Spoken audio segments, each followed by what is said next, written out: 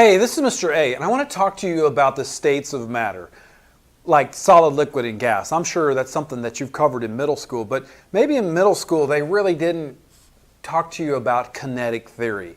And me as a high school teacher, I really can't talk to you about states of matter until I make sure that you understand kinetic theory.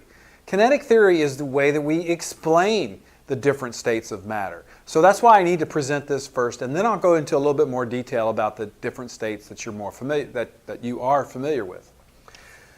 Kinetic theory, sometimes I will say kinetic molecular theory, KMT. Our textbook just says kinetic theory. Kinetic, as you may remember, means motion. We learned that from our study in physics, that kinetic means motion.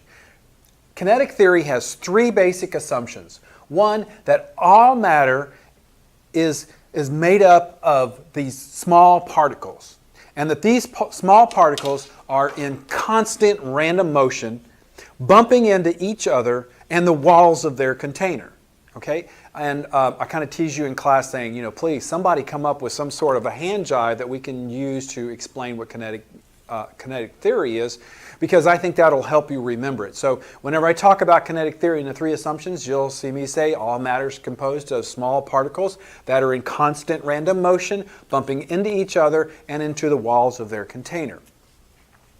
So you need to write this down. You need to commit this to memory. I've tried to draw some examples of this.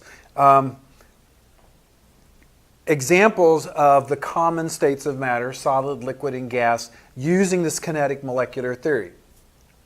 Here I've shown, well, in all three drawings, I've shown these little particles. In the solid state, I've shown them closely packed together in an organized and sometimes a crystalline shape. In the liquid, the particles are spaced out a little bit more and they're moving around a little bit more. They actually fill their container up. And in the gas, they are moving around vigorously and they're bouncing off of each other and bouncing into the walls, right? So these are actually particles, and when they bounce into the wall, there's some real pressure there. That's what pressure is these particles bouncing into the wall. So let me go into a little bit more detail about solid, liquid, and gases, but first you have to understand when I talk about it, I'm talking about it in terms of kinetic theory.